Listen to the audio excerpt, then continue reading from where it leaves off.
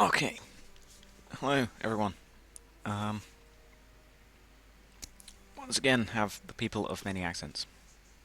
Yes, I know, the people of many accents are still here. They're still around. And I have a question for you. Yeah, what is the question? You have question, I will answer. Well, it's not really a question, it's more of a subject, which is, zombies. You're not going on again with the zombies, are you? Oh, for God's sake, man. Can you not leave zombies alone for about 10 minutes? You seem to be going on about them every single time. Every single time you're always like zombies. Zombies, zombies, zombies. It's like they're the only thing that you think about. Yes, but say that a zombie apocalypse happened. What would you do? Well, never really thought about it. I never thought a zombie apocalypse would ever occur. But I'd not probably lock myself inside. More than likely, just be careful and what food stocks I use. Ration myself. That's that's what I would do. Lock myself inside. Don't let anyone in, and just really stay in there for about, I don't know, a month or two. That way, it can die down, and I can know, I can stay inside. I can be safe. So you've got like people banging on your door, and you're just like, no, not letting you in. Aye, pretty much. I mean, you have to be very careful about your supplies. You know, your food supplies. You can't just let multiple people in proper without proper food stocks and stuff. Without proper planning, that's it. You can't just let, say, your neighbours, you know, the people across the road, you know, the old people from down the street, you can't just let them all in. You really have to look out for yourself. For the beginning. I mean, afterwards, you can probably go about and forage for food, but right at the beginning, just lock yourself inside. That's what I would do. What about you? What about you others? Well, I would more than likely be outside. I mean, I would probably be going around dealing the first blows to the zombies, or at least clearing the area. Because you see the problem with what you're doing, you're just locking yourself inside. That's the first sign of zombies. You're just locking yourself inside, barricading all the windows and doors, and just not letting anyone in. But what about? Then you say you will come out after a month, yeah? Aye. Well, after a month, how about there are more zombies around? Yeah, everybody that is around you has turned into a zombie, and they are now roaming the streets. I mean, you would have a lot of zombies to kill. You would have to create a safe circle around you once you've come out of your safe house, well, your house. I mean, what that is a lot of work. I mean, what I would be doing is um, I would be going around securing the area, sort of. So, say that you saw some zombies, I would probably go out and kill those zombies, and then any more that turn up, kill them as well, because you see, what you're doing is all well and good. Yeah, that can be the second stage, but the first stage, you really need to secure your area around you in order to actually have your safe house, because locking yourself will only get you so far. I mean, if somebody was to appear at your door and be banging on the door saying, help me, let me in, and you're not doing it, the zombies will notice that somebody is banging on the door. They will then kill the person that is banging on the door, and then they will also notice that, well, they would make the assumption that because the person was banging on your door, means that there's somebody else in there. So the first zombie that has just murdered your friend outside, or your neighbor or whatever, has now just murdered your friend, eaten them, and then is starting to bang on your door. And then, because zombies are not particularly that smart, other zombies will notice that this other zombie is banging on the door. They will also not know any better and start banging on the door as well. And before you know it, you've got a massive, great horde outside of your door, banging on your door, and the door will give way, and then they will all come inside, and you will die. But if you were outside at the beginning, killing the zombies, a few at a time, being sure to not expose yourself to too many zombies, and going like a different route to your safe house, then you would have maybe one or two outside, because most of them would have been killed by you already. Right, well, that in itself brings about another problem, which is that you'll be outside, you'll be exposed to more zombies. That means you have a higher chance of you being bitten. Yeah, but then, well, think about it. Most people, well, not most people, but most movies that portray zombies, they bite through your clothing, the zombies will bite through your clothing, whatever. But really, if you had some sort of like sick motorbike leather gear, that could probably stop some bites or two. I mean, so if they manage to bite you, then the zombies would bite into the leather. I mean, they would get a mouthful of leather, you would be fine, you would then bash the zombie to death, and then that would be that. I mean, yeah, you would have to replace the leather after a while, because it would be ripped and torn and not be as structurally safe against bites. But also, if you happen to have, say, a bulletproof vest or something, that would be, or thick gloves as well. You really want to cover yourself in some sort of thick clothing material, therefore stopping the sharp claws, the biting, all of that from infecting you. I mean, when you go outside, would you actually be killing the zombies, or would you just be avoiding them to actually forage for food and survive? Well, I wouldn't be, probably no, I wouldn't be attacking the zombies, I'd be avoiding them. Stealth, that's what I'd be employing. Doing stealth. All of that time spent doing stealth in stealth games, that'll really pay off when a zombie apocalypse comes, because it's really about stealth. Once one zombie hears you, the others will follow. But then that's where you've also got the counter there. If you kill those zombies, it's like that picture of Assassin's Creed, where it's like the assassin is there and then he has like 20 dead corpses, and then it's like nobody will notice if there is nobody to notice. So that is the same with zombies. If you kill all the zombies, no zombies will notice, because there will be no zombies to notice you. I mean, and also it is the cleansing of the earth, you're killing the zombies, making way for a rebuilt society, and that kind of stuff. So, killing zombies has got multiple uses, both short-term and also long-term. I mean, killing zombies is not only a thing to do there and then once you've killed a zombie, that's it, nothing's gonna happen. After that, I mean, there's a good rhyme and reason to killing zombies. Alright, well, so say you've been out killing zombies. Have you actually been thinking about getting supplies? I mean, you've been spending all your time, gathering weapons, killing the zombies, repairing your weapons, finding all these zombies. But really, you need somewhere to stay. You've got to gather supplies, gather food, water, stuff like that. You've got to have a safe house. Like you mentioned a safe house multiple times, but whilst you're out killing zombies, are you actually gonna have time to actually make a safe house?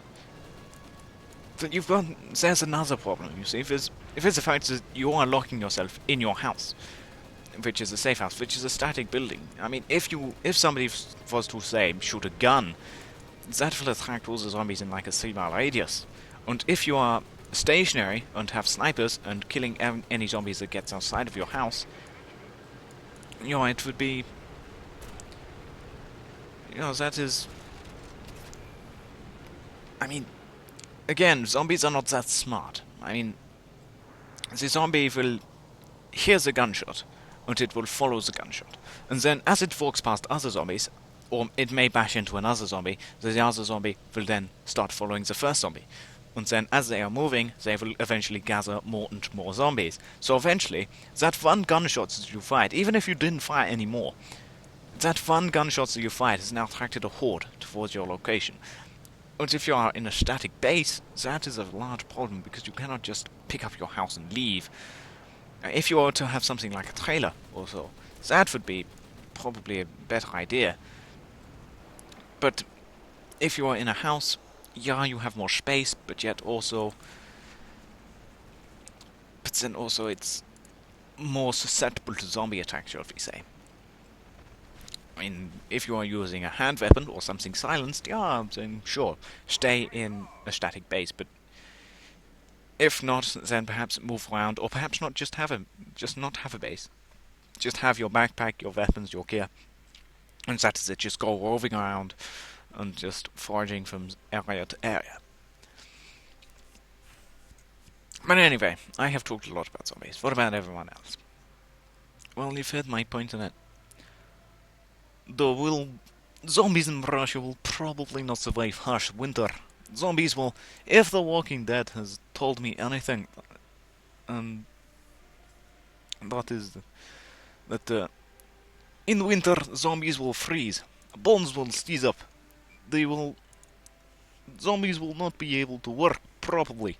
They will be stuck. They will be frozen in time, sort of. They will be able to move eyeballs perhaps, and perhaps make little bit of sound, but other than that, zombies in winter, no. That is not good. As to what to do in the first of zombie apocalypse, I would probably I have not really given any thought about it. Come back to me. I will have perhaps thought of something, but for now I cannot think of anything. Yeah, well, okay. What about you? Well, me, I have sort of said before as to what I would do, and that is... Well, it really depends on where I am. I mean, you're sort of going that you're in your home when it happens. And sure, it depends on what kind of home you have. See, because if you're in if you're in a two-story house, and the zombies have bashed down your door on the lower level, you really sort of need either a way to get down the stairs and outside from your top level, or some way of just going from the top, from the upper level to the ground. So either means of a ladder or something. I actually had I heard of a pretty good idea, which is that on like the roof, like where my house, my bedroom is like an extension, so it's built on top of the kitchen. So it's basically a flat roof. It's basically just a box that was built on top of the roof, same dimensions as the kitchen, as in length and width. But I have a loft, which means that I can go up one more floor.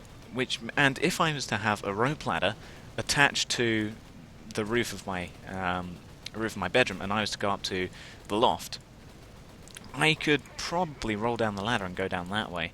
But as it happens, I don't have that. So instead, what I had it for originally was to deter burglars, really, because and basically what I have is leaning up against my. I'm looking at it now, actually, which is leaning up against my wardrobe is a BB gun which looks like an L85, and it's like a proper BB gun. It's not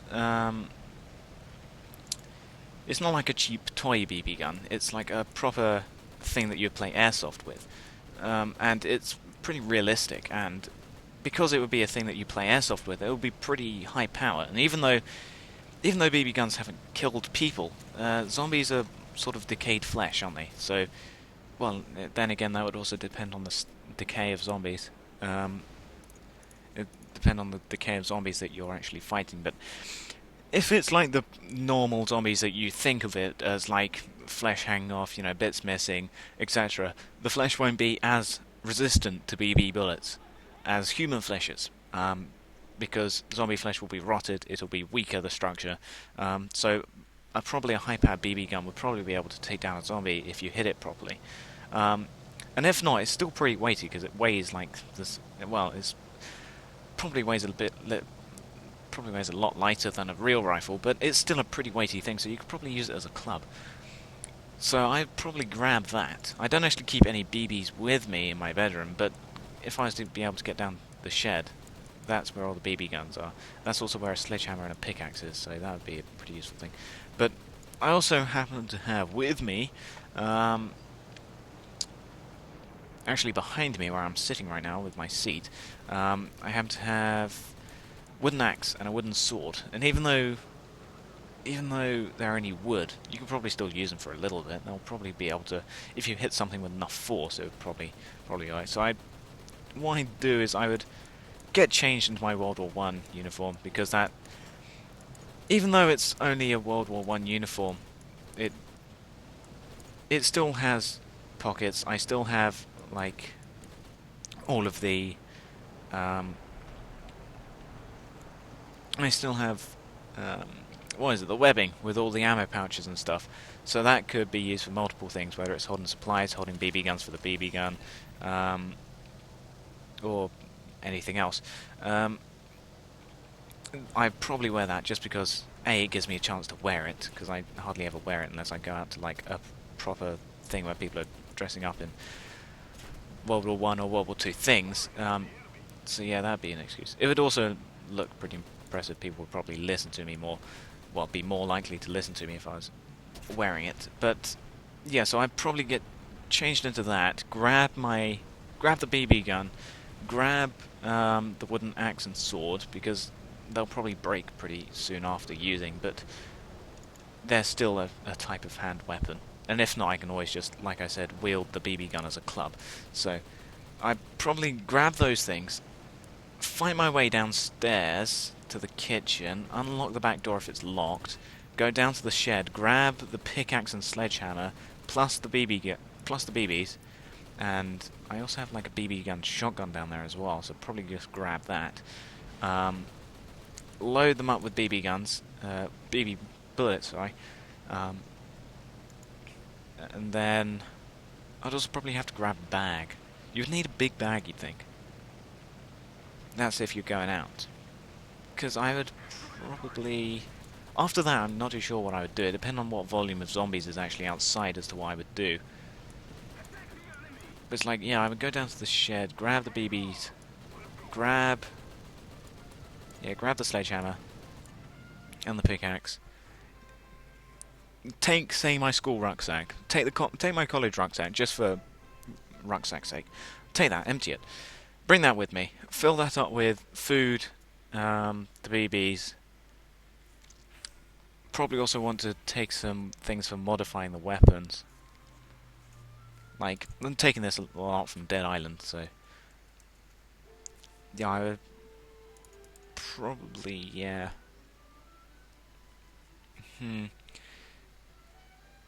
I don't know. That's where I'm just stuck on deciding. It's... If it's a large volume of zombies, lock the front door, barricade it. Well, the front door would be bashed down, because I said that at the beginning, so... Pick up the front door, barricade the windows, and then probably just modify my weapons for going outside and holding down the fort. If there's a short volume of zombies, I would probably go outside. I'd probably use my house as a safe house, because I don't have any loud guns for actually shooting. So probably use the house as a safe house. Gather friends and family. Use them as... Well, they would have to be soldiers in the zombie fighting world, but yeah, so bring them to my house as a safe house, and then work my way from there. That's what I do. I'll probably go around helping people like in Dead Island. That's what, yeah. That's what I do. I have thought this through a lot, as you can tell. Yeah, that's so. Overall, that's what I would do. Russian, have you decided yet? Well, judging by the fact that if it is harsh winter, zombies will not be as active, so probably stay in house. Stay in house. Actually, probably go outside and forage other houses, because frozen zombies will not prove as big of threat than, say, in England or Germany or perhaps America. So maybe go outside, crush a frozen zombie head, and probably use house as safe house. That is my battle plan. I have not thought of this. I did not think of this uh, as a problem that is likely to occur. So we have not got any protocol in place. Yeah, well, many people don't. Zombies are obviously fictional, but still. Um. Anyway, yeah. You guys know about the zombie types? Well, there's like 3 levels of zombies decay. There's like three versions of zombies as to how recently deceased the human was before they became a zombie. So you've got. Does anyone actually know? After all, I have no clue at all. I have no idea of what kind of decay zombie would be in. I have nothing on it. I have absolutely no clue on how decayed a zombie will be. I think I did see something. It's like the more recently deceased the civilian is, the better conditions the zombie body will be in, and probably the more limber the zombie would be as well. Um, yeah, and I suppose if the environment will come into it. I mean, you are the zombie expert, so you will probably reiterate as to what I am saying. You'll either back it up, or you will dispel what I'm saying. But yeah, the more recently deceased the human was when they were killed and turned, probably the better conditions the zombie will be in. Yeah, well, yeah, that's pretty much it. It's like everybody knows how the zombies decay, right? Duh. Well, wait, what? Sorry, not how the zombies decay, but the turning process, like from being bitten to being a zombie. Duh, I know that bit. Everybody knows that bit. That is like the basic thing that anyone would know. Um, it's like when you are first bitten, you will show no signs, and then afterwards, from it takes about a day. Duh. Yes, it takes about. Well, yeah, a day. A day is like what's taken as the base. That is like base reference of somebody turning into a zombie. But I suppose depending on the person and various other things, what their health was, etc., etc. But yeah, use a day as a basic means. That will, when you are first bitten in like the first 2 hours, perhaps you will show no signs. You will just have been bitten. Somebody, more than likely, the person that is bitten will probably cover it up by saying that they have just tripped and like cut themselves or something like that, or it is an old wound that they got before the zombies, etc. But then afterwards, the skin will probably start to change in color as the illness flows through them. It will probably, I don't know, they will probably become pale. I would expect. They will probably lose. They would probably start coughing. They would show visible signs of an illness. Perhaps a fever. Perhaps. Maybe if they were to. Maybe they will perhaps lose their appetite. Perhaps they will not want to eat anything, or they may. Their voice. They may start to lose their voice. Perhaps they will. What is the word? They will probably lose their voice. No. Yet, not that. It is. No, what am I trying to say? I am lost for words. Their throat will probably become dry. I think that's what you're trying to say. Duh, that. They will. Their throat will become dry. Um. I think that is all that I can think of for symptoms. Um. Well, yeah, that is pretty much the basics of it. Really, this is taking a long goddamn time to process my operation. But anyway, yeah, in like the first 4 hours, perhaps they will be fine, maybe.